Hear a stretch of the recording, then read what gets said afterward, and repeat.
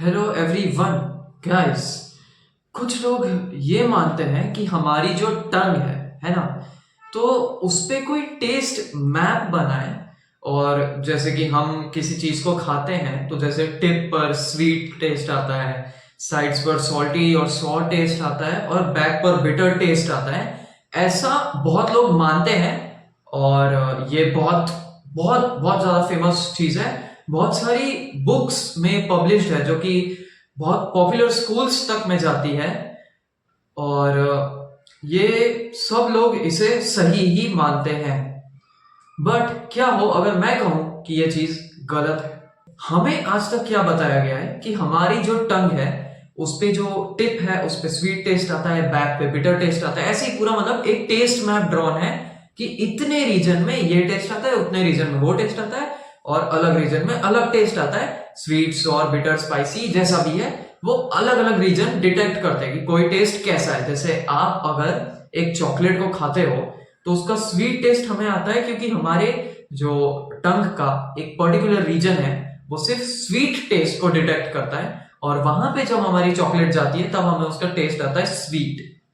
और ऐसे ही हर food item के लिए है। मतलब ये तो बस एक एग्जांपल था।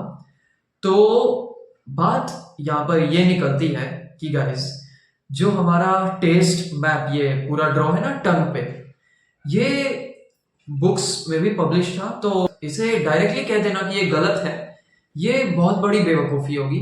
क्योंकि ये बुक्स में पब्लिश है तो कोई ना कोई लॉजिक तो होगा ना इसके पीछे कि ऐसा क्यों है।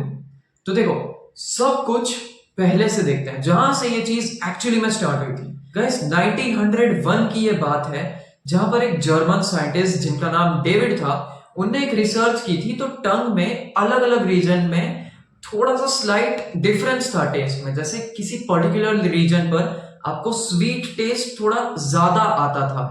मतलब एक तरीके से कह सकते हैं कि बाकी जगह पर थोड़ा नॉर्मल आता था बट इधर थोड़ा ज्यादा आता था वो टेस्ट। माइनर स्लाइट डिफरेंस थे, बहुत बड़े डिफरेंस नहीं थे ये।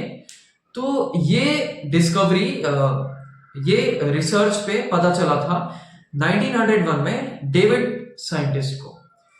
तो उनने एक ऐसा बताया कि इस जगह पर ये है, इस जगह पर वो, ऐसा पूरा एक डेटा बनाया जिसे मिस इंटरप्रेट किया गया। क्या हुआ कि गाइस, इस डेटा को ना लोगों ने मान लिया कि ये टेस्ट मैप है। उनके हिसाब से जो रिसर्च की गई थी वो ये थी कि कहीं पर आपको टेस्ट ज्यादा आता था, कहीं पर थोड़ा कम आता था, स्लाइट डिफरेंस के साथ। बहुत बड़ा कोई डिफरेंस नहीं था, थोड़ा बहुत डिफरेंस था।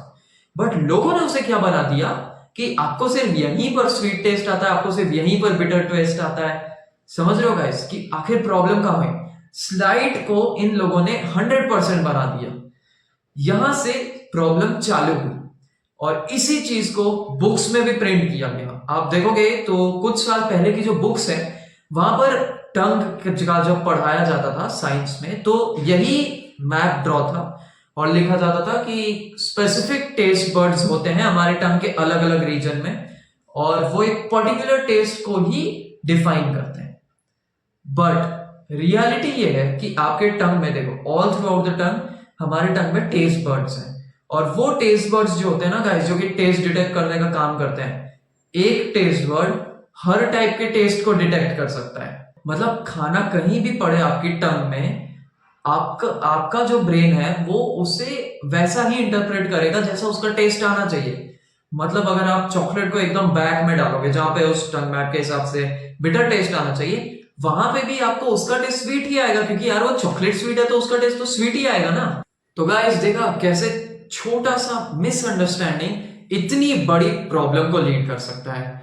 वैसे हाँ, टेंशन की कोई बात नहीं है क्योंकि जैसे ये चीज एक्सपोज हुई ना, इमीडिएट एक्शन लिया और आजकल की जो मॉडर्न बुक्स प्रिंट हुई है स्कूल और कॉलेजेस की, उसमें इसे रिवाइज कर दिया गया है कि हमारे टंग में हर तरीके के टेस्ट बर्ड्स हैं जो कि किसी भी टेस्ट को सेंस कर सकते हैं। ऐसा कुछ नहीं है कि पर्टिकुलर टेस्ट बर्ड्स ऐसी, ये अब चीज नहीं है। बट हाँ, पहले के टाइम पे यही थी तो अभी भी कुछ लोग इसी को सच मानते हैं। तो ये इंफॉर्मेशन को ज्यादा से ज्यादा स्प्रेड करना जरूरी है ताकि उन्हें भी सही बात पता चले। तो गाइस, अगर आपने इस वीडियो से कुछ नया सीखा तो इस वीडियो को लाइक करो और चैनल को सब्सक्राइब किए बिना मत जाना। Thank you guys.